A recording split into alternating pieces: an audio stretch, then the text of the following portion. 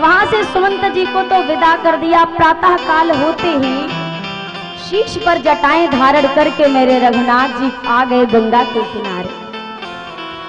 गंगा के घाट पर जब राघव जी पधारे, आज एक भक्त का इंतजार पूरा होने वाला है। आज इंतजार पूरा होने वाला है। केवट जी आज गंगा के घाट पर अपनी नैया लिए हुए प्रतीक्षारत हैं। भगवान का इंतजार चल रहा है। और गोस्वामी जी ने लिखा, पूरे संसार को देने वाले भगवान आज जब इस भक्त के पास पहुंचे तो मांगना शुरू किया।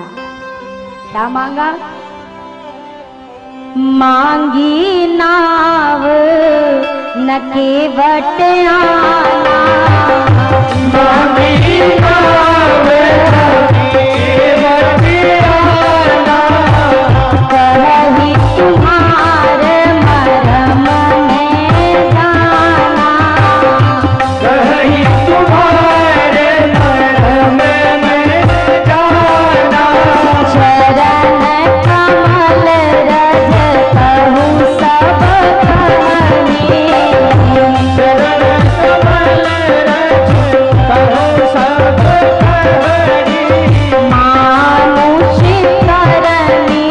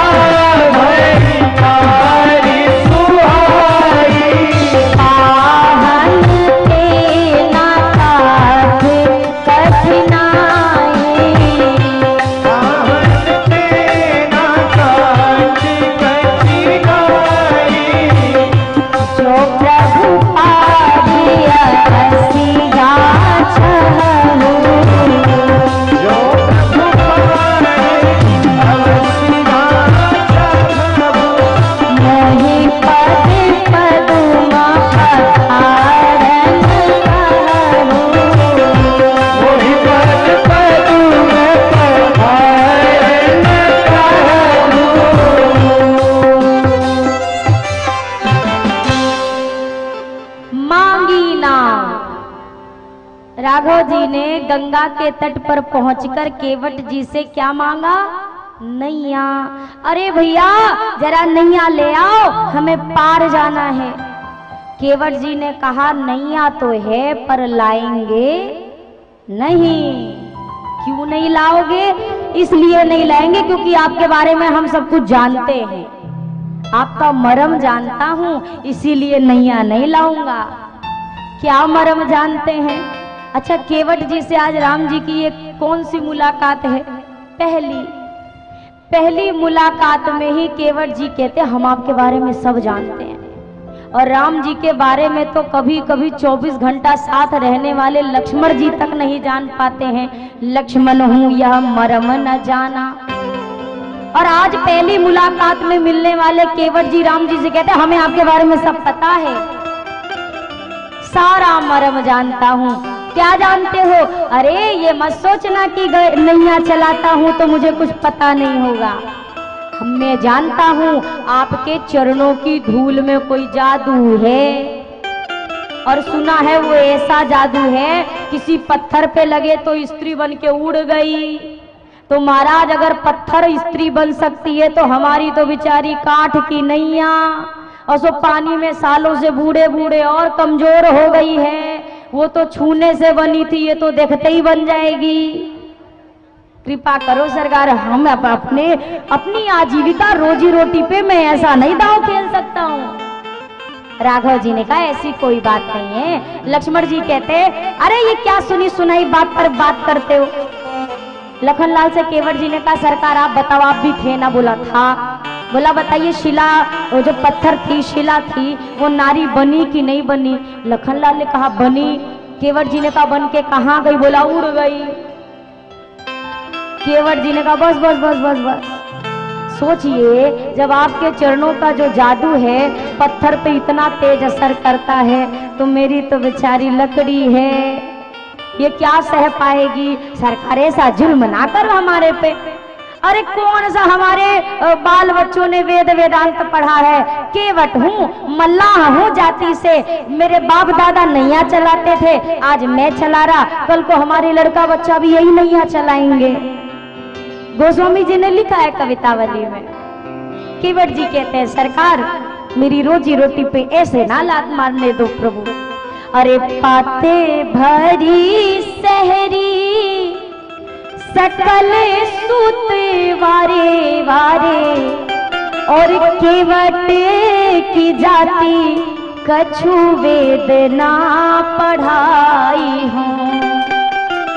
सब परिवार मेरो याही लागी राजा जू, हो दिन वित्तहीन कैसे दूसरी गढ़ाई हूँ। गौतम की घरनी जो ये तरनी तारेगी मेरी, अरे प्रभु सो निषाद होई के बात ना बढ़ाई हूँ।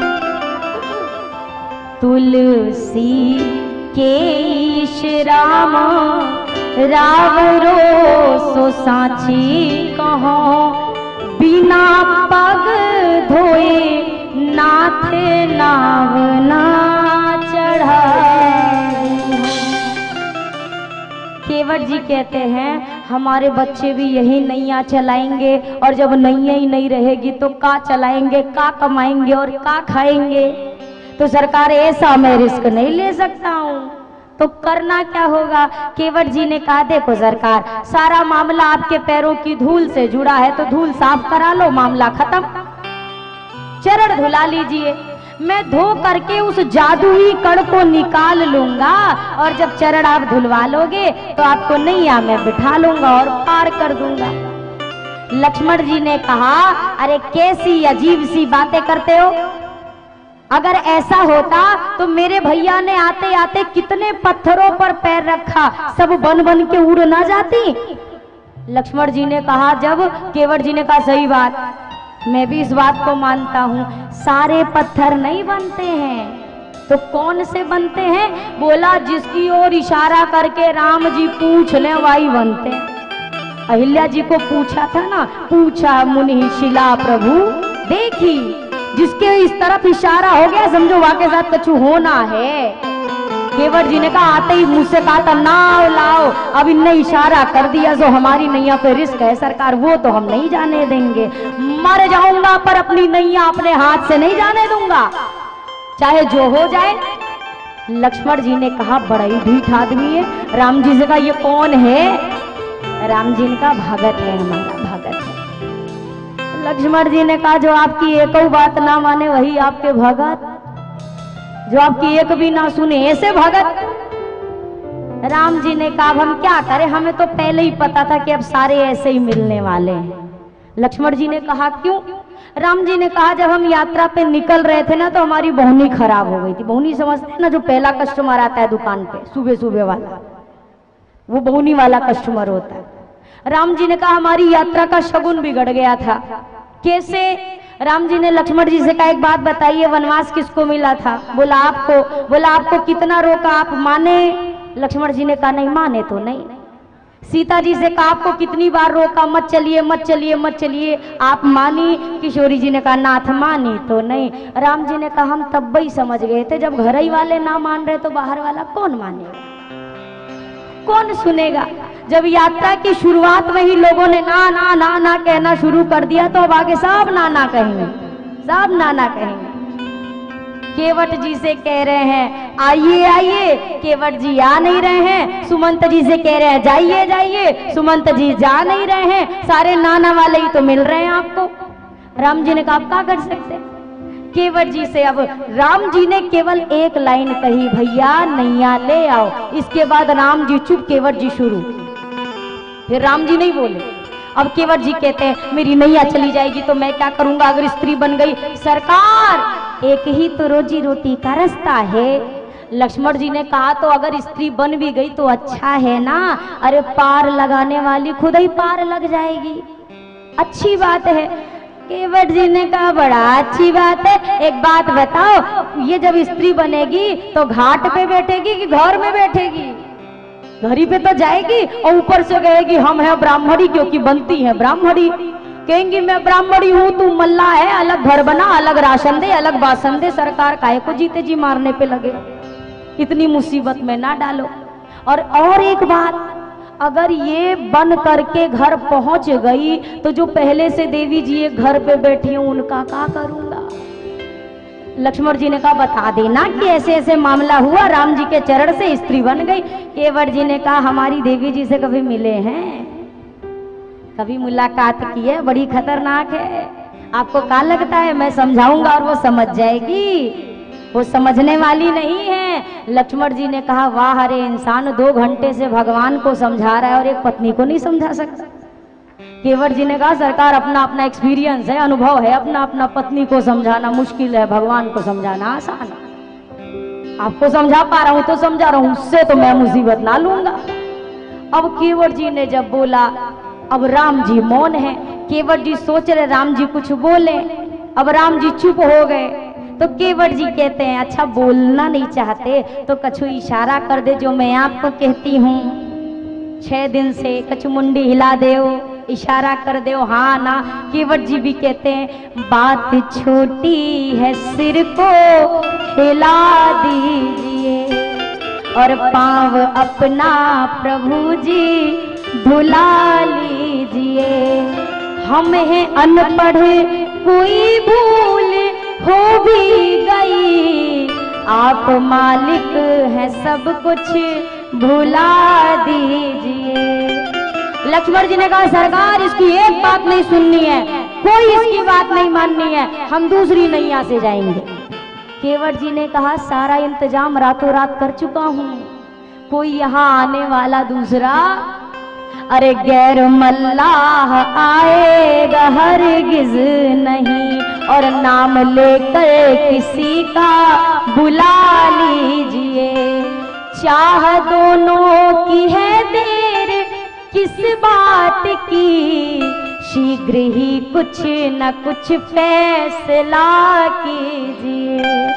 अरे दोनों की तो चाहत है तो देर काहे को करते हो सरकार, बताइए ना क्या बात है, कुछ तो इशारा करिए, कुछ बोलिए तो सही। और केवट जी की बात सुन के भी राम जी मौन। अच्छा राम जी चुप हैं, लक्ष्मण जी बोले जा रहे हैं। लक्ष्मण जी ने कहा पता होता ना कि तू ऐसे नौटंकियां करने वाला है, हमें तो जाना ही नहीं है तेरी नैया से। केवट ने कहा सुनो सरकार अगर नहीं जाना है तो दूसरा रास्ता है। क्या है? बोला यही घाट के थोड़ी को दूर है कटिलो जल था दिखाई हो जू, इस घाट से थोड़ी दूर पर दूसरा घाट है और वहां पर जो गंगा मैया का जल है घुटना घुटना तक है, तो ऐसा करो पैदल पैदल पार निकल जाओ। लक्ष्मण जी ने कहा ले चलो, तेरी नैया से ना जाऊंगा, चलो लेके। केवट जी ने कहा यहाँ पे आपको मूर्ख लिखा दिखाई दे रहा है, हम आपको का मूर्ख लग रहा है, मतलब आपको ये सुबह सुबह के समय में मैं आपको वो वाला रास्ता दिखा दूं ताकि बाकी जितने ग्राहक आए सारे पैदल ही पार हो जाए, तो मेरी नैया में कौन बैठेगा? अगर जाना है तो शाम का इंतजार करो, शाम को ले चलूंगा। केवट जी से आज जो पाला पड़ा है, लक्ष्मण भैया तो आज समझ नहीं पा रहे। परशुराम जी को भी चुप करा दिया था इनने, लेकिन आज केवट जी के सामने उनकी भी नहीं चल रही। हो दुनिया के करैया पार अटक गए केवट से, दुनिया को पार लगाने वाला आज खुद ही अटके पड़े हैं कि हमें कोई पार लगा दे। हो दुनिया के करैया पार अटक गए केवट से, दुनिया के करैया पार अटक गए केवट से, सब जग के करैया पार अटक गए केवट से, सब जग के करैया पार अटक गए केवट से। केवट से हाँ केवट से, ओ दुनिया के ओ सब जग के करैया पार अटक गए केवट से, सब जग के करैया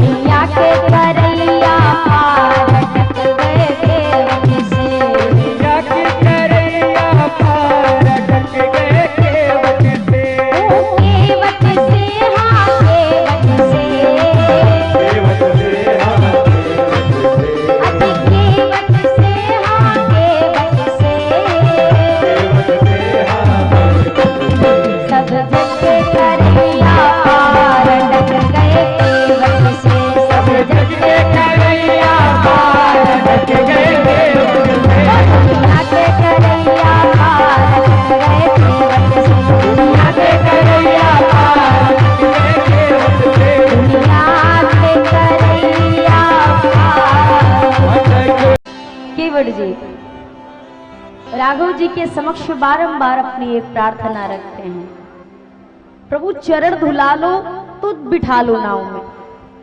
राघव जी मौन। जब राम जी कुछ नहीं बोलते, अब केवट जी सोचते हैं का ये बोलते ही नहीं है, लेकिन नहीं बोल तो रहे थे जब आए थे तब, तो अब क्यों नहीं बोल रहे, क्या बात हुई? तो अब केवट जी ने कहा ओ समझ गया क्यों नहीं बोल रहे। ये सोच रहे होंगे कि केवट पार करेगा तो कुछ उतराई देनी पड़ेगी, और मैं तो अयोध्या से कुछ लेके आया नहीं, तो उतराई क्या दूंगा, इसीलिए नहीं बोल रहे हैं।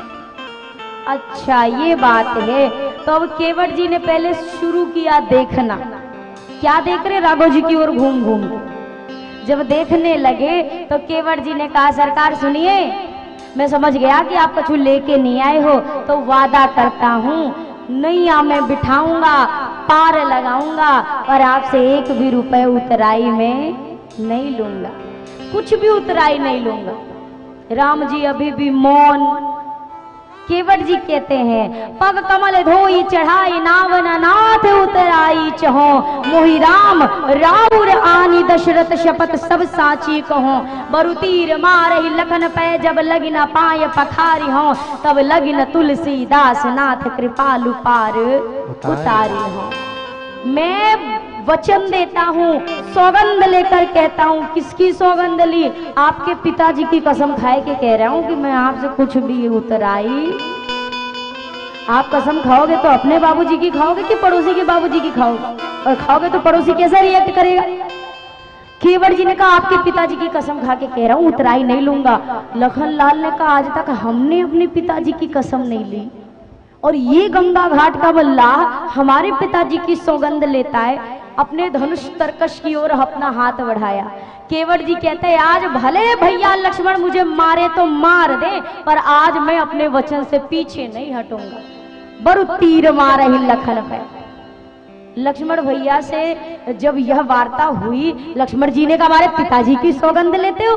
केवट जी ने कहा कि हाँ ले तो ली। लक्ष्मण जी ने कहा आप अभी समाप्त करता हूँ। लखन लाल से केवट जी कहते चलो अच्छा है, मार दोगे ना तो इसमें बड़ा आनंद आएगा, मरने में कौन सा आनंद होता है, लेकिन केवट जी को आ रहा है। अभी तक कह रहे थे चरण धुला लो तो आनंद आएगा, अब कह रहे मार दो तो आनंद आएगा। बीच में कहा आप नहीं पार जाओ हमारी नैया से तो आनंद आएगा। लक्ष्मण जी ने कहा एक बात बता तो का चीज में आनंद आता है, पार करने में कि ना पार करने में कि मरने में? केवट ने कहा पार करते तो चरणामृत का आनंद आता, पार नहीं जाओगे मतलब यही रहोगे तो दर्शन का आनंद आएगा, और मार दोगे तब तो सबसे बड़ा आनंद। क्यों? अरे मरूंगा हाथ से किसके कि जो रघुवर का प्यारा है, मरूंगा किस जगह पर जिस जगह गंगा की धारा है, मरूंगा सामने किसके कि जिसका दास होता हूँ, मरूंगा किस खता पर पांव करुणा निधि के धोता हूँ। अगर इन पद कमल पर प्राणों को खो जाएगा केवट, तो मर कर भी जमाने में अमर हो जाएगा केवट।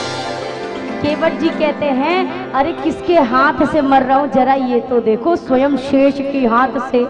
जो भगवान का प्यारा है वो मुझे भगवान को प्यारा कर रहा है, तो इससे बड़े सौभाग्य की बात क्या है, फायदा। फिर केवट जी ने कहा लोग जब मरने वाले होते तो कहते हैं मुंह में 2 बूंद गंगा जल डाल दो। केवट जी ने कहा 2 बूंद की कौन कहे, आप मुझे बाण मारोगे, बाण लगते ही हम पट्ट से मर तो जाएंगे नहीं, 1 मिनट तो जिएंगे, और जो आप बाढ़ मारोगे छलांग लगाऊंगा गंगा जी में, और 2 बूंद की कौन कहे, 2 लीटर पीऊंगा गंगा जल, और वाके बाद गंगा जी में ही मरूंगा। लोग मरने के बाद आते हैं, मैं गंगा जी में ही मरूंगा। कितना बड़ा भाग्य है, कितना बड़ा सौभाग्य। लक्ष्मण जी ने कहा सरकार ये ढीठ है, इससे अब हम नहीं बात करेंगे, अब आप ही बात करो इसमें। केवट जी की बात सुन सुन के, अच्छा राम जी जब कुछ नहीं बोले, केवट ने कहा बहुत हो गया, धुलवा लो धुलवा लो धुलवा लो, अब मैं कहता हूं नहीं धोऊंगा। अब जब खुद कहोगे ले केवट धो ले तब धोऊंगा, उसके पहले अब नहीं धोऊंगा। खड़े रहो खड़े रहो। अब अंत में राघव जी ने खुद कहा सोई करू जेहि तब नाव न जाई, वही करो जिससे तुम्हारी नैया ना जाए।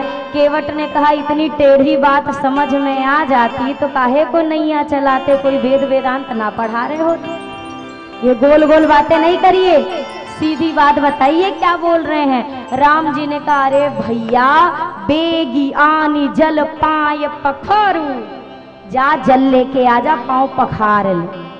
अच्छा 3 घंटे से केवट जी राम जी से बात कर रहे हैं और अभी तक खड़े खड़े बात कर रहे थे। अब जब राम जी ने आज्ञा दे दी कि ना जाओ जल लाओ धो लो, अब केवट जी बैठ गए। अब बैठने का समय कि भागने का समय, आप बताओ। जल लाना चाहिए धोना चाहिए, अभी तक खड़े थे, जैसे कहा पखार लो तो बैठ गए। लक्ष्मण जी ने कहा अरे विधाता आप काहे बैठ गए, भैया ने कहा तो कि धो लो, जा लेके आओ। केवट जी ने कहा आपके भैया ने धो लो थोड़ी ना बोला है, अगर कहते धो लो तब तो मैं खुद ही ला के पानी धो लेता। आपके भैया ने कहा पखार लो, और पखारने का काम तो पत्नी के साथ गठबंधन करके किया जाता है, और पत्नी बैठी है घर में। लखन लाल ने कहा भैया इससे इतने भारी भरकम शब्द क्यों बोले आपने, काहे को बोला पखार लो, कह देते धो लो।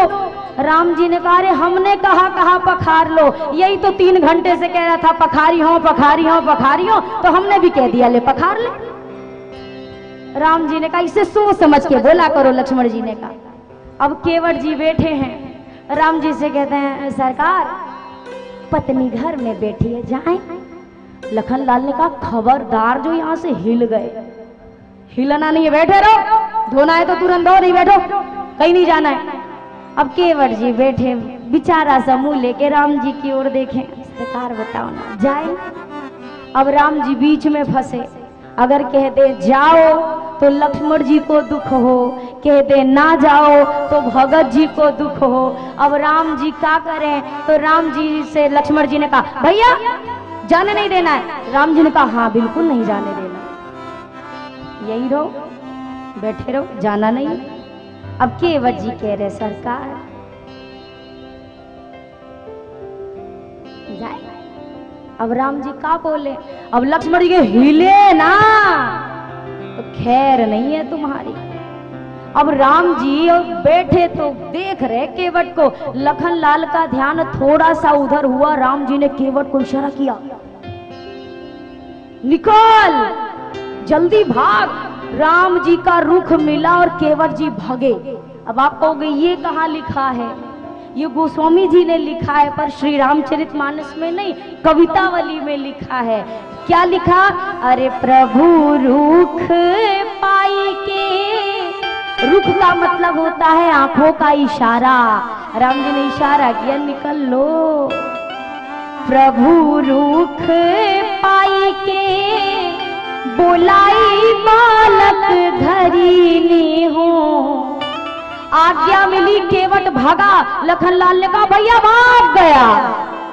राम जी ने कहा क्या कर सकते हैं, रोका तो था, चला गया तो क्या करे, जाने दो आ जाएगा।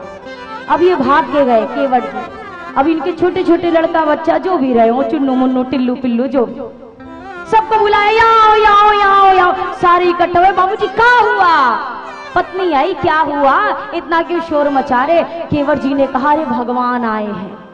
छोटे छोटे लड़का भागे, जा रहे भगवान के पास दंडवत करने। केवट जी ने कहा पहले यहाँ 2 ठो आए हैं, 2 हैं वहां, गोरखे के पास मत जाना, गए पटाख से ऊपर पहुंचोगे। गोरखे के पास मत जाना, हाँ सामले वाले के पास जाना, वो कछु नहीं बोलते, बड़े सीधे साधे, गोरखे से दूर 2 फीट वहां नहीं। अब पत्नी से कहने लगे भगवान आए हैं, अच्छा सुनो जाना ना तो सब लोग भगवान को घेर के बैठना। छोटे छोटे लड़कों ने कहा कि भगवान को घेर के काहे को बैठना है। केवट जी ने कहा 3 घंटे से भगवान को खड़ा किया हूँ और आगे 3 घंटा करने वाला हूँ, तो ऐसा ना हो कि भगवान ऊब के बीच में भाग जाए, घेर के बैठे रहोगे तो निकलेंगे कहाँ से। पत्नी कहती है अच्छा तो सुंदर सा बर्तन देती हूँ। केवट जी ने कहा ना ना ना ना, सुंदर बर्तन नहीं चाहिए, लकड़ी का कठौता लिया है। अब इसमें केवट जी के 2 भाव हो सकते हैं, या तो ये भाव कि लकड़ी पानी को सोखती है, अगर आज राघव जी के चरण धोऊंगा तो ये चरणामृत को सोख लेगी, रोज इसमें भोजन करूंगा और रोज चरणामृत का आनंद मिलेगा, इसलिए शायद लकड़ी के कठौते में धोया हो। और दूसरा भाव, केवट जी बहुत समझदार हैं। केवट जी ने सोचा नैया भी लकड़ी, कठौता भी लकड़ी, पहले यही पे ट्रायल मार लो, अगर ये छोटके को कछु नहीं हुआ तब तो बड़की वाली नैया पे बिठाऊंगा, और जो बनना बुनाना हो छोटे में मामला खत्म हो जाएगा, कुछ भी बने कठौता बने।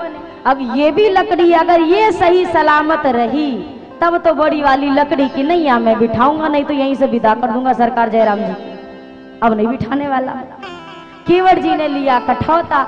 अब ये सब पहुंचे बंदी के चरण, चहुं दिशि बैठे घेरी के, छोटो सो कठौता भरी, आने पानी गंगा जू को, और धोई पाया पियत पुनीत बारी फेरी के। केवट जी ने छोटा सा कठौता लिया, कितना बड़ा, जिसमें राम जी का केवल एक पैर आता है, दोनों एक साथ नहीं आ रहे, एक पैर रखते हैं और एक पांव पे खड़े रहते हैं। अब केवट जी ने धोना शुरू किया। अब 1 घंटा काऊ को एक पैर पे खड़ा रख दे तो पैर तो डगमगाएंगे ही। राम जी ने कहा भैया अब हमसे एक पैर पे ना खड़ा रहा जा रहा। केवट जी ने कहा अरे क्या करूं, रेखन में जड़े कड़े याते देखी देखी धोऊं, आप एक पग पे खड़े याते ना खीजिए, और चाहो अवलंब तो विनीत जू विलंब बिन, नाथ मेरे माथे पर हाथ धर लीजिए। राम जी ने कहा मैं हिल रहा हूँ। केवट ने कहा एक काम करिए, आप मेरे सिर पे हाथ रख लो, आपको सहारा मिल जाएगा। भगवान का हाथ अपने सिर पे रखवाया और एहसान भी पैसे मात्र का नहीं, बोलता आपको सहारा दे रहा हूं। केवट जी के शीश पर राघव जी का हाथ केवट जी ने धोया और पूरा चरणामृत एक ही बार में पी गए। लक्ष्मण जी ने कहा धुल गया धुल गया धुल गया, चलो चलो चलो नैया में बिठाओ। केवट जी ने कहा कहाँ, अभी कहाँ, एक बार और धोऊंगा। केवट जी ने कहा किसके लिए, बोला देखो मैं छोटे छोटे लड़का बच्चा किसे मुंह खोल के बेटे पी, मैं रहा हूं मुंह छोटका खोला, इसको भी तो चरणामृत चाहिए, एक बार और धोऊंगा। फिर धोया, परिवार में बांटा। लक्ष्मण जी ने कहा हो गया ना घर खानदान, चलो अब बिठाओ। केवट जी ने कहा अरे ऐसे कैसे, आप तो चले जाओगे, गांव वाले मुझे मार डालेंगे, इनको भी चरणामृत चाहिए। फिर धोया। अब चरणामृत बांटते बांटते केवट जी निकल गए 4 किलोमीटर आगे। लक्ष्मण जी ने कहा कहाँ गया अब ये, राम जी ने कहा बैठे रहो आएगा। अब 3 घंटा में लौटे केवट जी चरणामृत बांट के। अब तो लक्ष्मण जी के क्रोध की कोई सीमा नहीं। लक्ष्मण जी ने कहा अब ले चलो। केवट जी ने भी सोच लिया अब तक तो ना मारा 6 घंटा में, अब मार देंगे। अभी ये पराकाष्ठा है इनके सहन शक्ति की, अब तो मारेंगे। अब इनके सामने कछु बोलना खतरे से खाली। अब राम जी को पकड़ा, बोले सरकार थोड़ा किनारे आओ ना। राम जी ने कहा क्या हुआ। केवट जी किनारे जाकर कहते एक बार और धोऊंगा। राम जी ने कहा घर हो गया, मोहल्ला हो गया, एरिया कॉलोनी बस्ती सब तो हो गए, अब कौन बचा है। केवट ने कहा सरकार जो पहले से लाइन में लगे पहले उनको पार करूंगा ना। राम जी ने कहा कौन खड़ा, कोई तो नहीं दिख रहा। केवट ने कहा ले सरकार बड़ी अच्छी बात करते हो, अरे आपको दिख गए होते तो पार ना हो गए होते, नहीं दिखे तभी तो अटके हैं आज तक। वो कौन, अरे हमारे पिता। फिर से धोया, उसी चरणामृत से पितरों का तर्पण किया। अब केवट जी ने राघव जी को नैया में बिठाया। नैया में बिठाकर जब उस पार उतारा ना, अब केवट जी के तो अभी तक हमने प्रेम के दर्शन किए, अब केवट जी के भाव के दर्शन हो रहे। केवट जी चरणों में गिर गए, दंडवत किया। राम जी उठा नहीं रहे। मैया ने मुद्रिका उतार कर दी, बोला ये दे दीजिए। केवट जी कहते हैं सरकार नाथ आज मैं काह न पावा, सब तो मिल गया, अब क्या चाहिए। केवट जी से जब बार बार प्रभु ने कहा उतराई ले लीजिए ले लीजिए, तो अब केवट जी कहते अगर देना चाहते हो ना सरकार, लौटते समय जो देंगे वो ले लूंगा। अन्यथा केवट जी ने कहा देखो सरकार मैं रहता गंगा तट पर हूँ, तुम रहते जल निधि तट पर हो। मैं गंगा तट का केवट हूँ, तुम भव सागर के केवट हो। अगर खुद को ऋणी समझते हो तो ऋण भी वही चुका देना, और गंगा से पार किया मैंने, मुझे भव से पार लगा दो। केवट जी ने कहा आप मेरे घाट आए, मैंने आपको पार किया। लखनलाल ने कहा वो तो हमने देखा, तुमने कितने प्यार से पार किया। मिलो बेटा, आओ तुम क्षीर सागर, हम भी वहीं मिलेंगे तुमको शेषावतार में। केवट जी कहते जब मैं आपके घाट पे आऊं आप भी मुझे पार कर देना। प्रणाम किया। राघव जी वाल्मीकि जी से रहने का स्थान पूछकर आगे बढ़े और चित्रकूट में जाकर पर्णकुटी डाली है। आज की कथा